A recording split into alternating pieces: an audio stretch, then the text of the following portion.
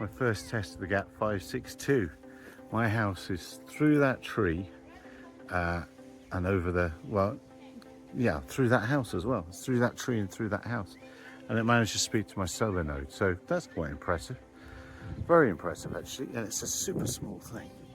It really is. I can't see this battery lasting very long, but more later. So here's a GAT 562, GAT 562. It's actually smaller than I thought it would be. The ruler is the only thing that's going to help with the size on that. And then on the label on the back, it's quite amusing. There's size in millimeters, but that must be referring to the board inside. So there's a board and a battery in there, and obviously the solar panel. It's a copy of another board set that's very low power. So hopefully this will run for a while on cloudy days.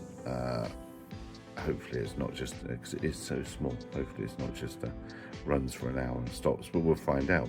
So I just made this quick little bit. I found a web page about these things. I'll flash that up. When my non-scientific, not that any of my tests are scientific tests yesterday, I was quite surprised to hear that it could hear my house through a building. So that's a good sign. We'll probably be doing another range test Friday with it. So adding to my little test yesterday, as you see, professionally mounted once again. My house is now through that washing line and through those trees and about 6 kilometers away in a straight line. And it's working from there.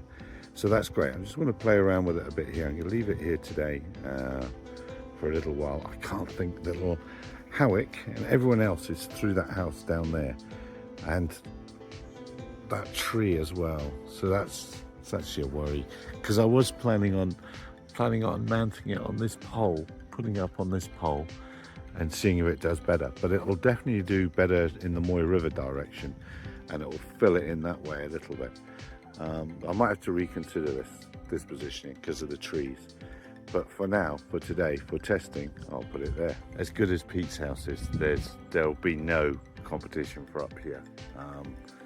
So you probably can't see it, but my house is on the other side of that dam over there. It's over there.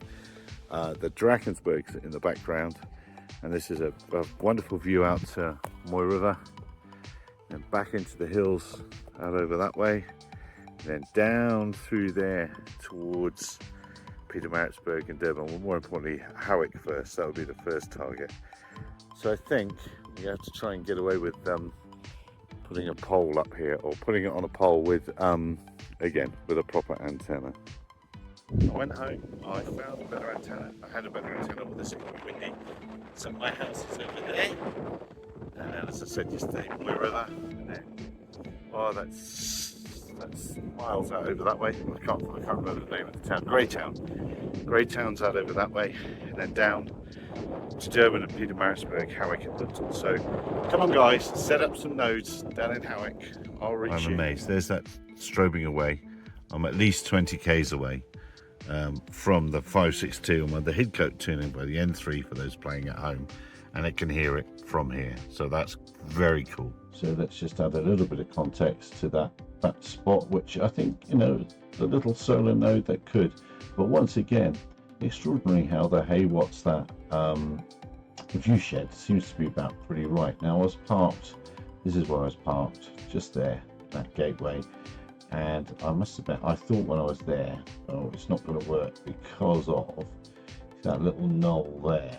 I thought, oh, it's not going to get past that, but I were wrong. So yeah, what does it say? It was 23.8 k's away, so 24 kilometers, give or take a little bit. Sat on the fence line, and very, very impressed with that. Obviously, very much with this one, the crinkly bits are going to get in the way. Look, it's flown straight over the town of Moy River. Do not collect £200, do not pass go sort of thing.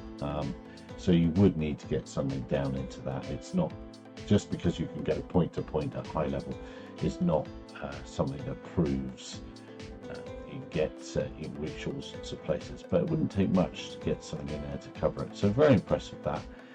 Very impressed with the view shed, and we will be building, remember that's the goal, the mountains. We will be building into the mountains well, and to get some coverage for search and rescue and things like that. So very impressed with the GAT562 on a pole at school doing that. So that was that part of things. Let's have a look at another part. Let's have a look at, let's see, yeah, here it is. Here are the websites. I'll put the websites in the comments below. But yeah, there is Surge Beast inbuilt 800 milliamp hour battery. See, it's a very simple thing, and here's somebody's taken it apart, and that USB part, if you want to program it, you have to program it via USB, and you have to add your own USB cable by soldering onto some pins. There's a header just there, and over on Printables, a clever fellow, this is a top idea, has just made a peg to do similar. I reckon that's a nice idea of doing it, so that way you can also take it away and you can easily screw it all back together again. But while I know I need to update the firmware on it because it's not doing the range test mode properly and a couple of other things, but at the moment it's working, so I'm just going to leave it.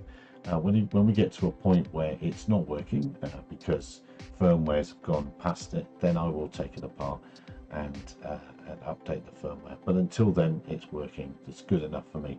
So far, very impressed with it. Okay, obviously, we're only talking about a week's use or something like that, but it hasn't run flat yet. So, dear viewer, don't forget to join us at 2100 Gin and Tonic on a Tuesday for our chat of nonsense about the drone world, and this project is coming together and I am enjoying it, I must admit. Catch you on Tuesday. Bye bye for now.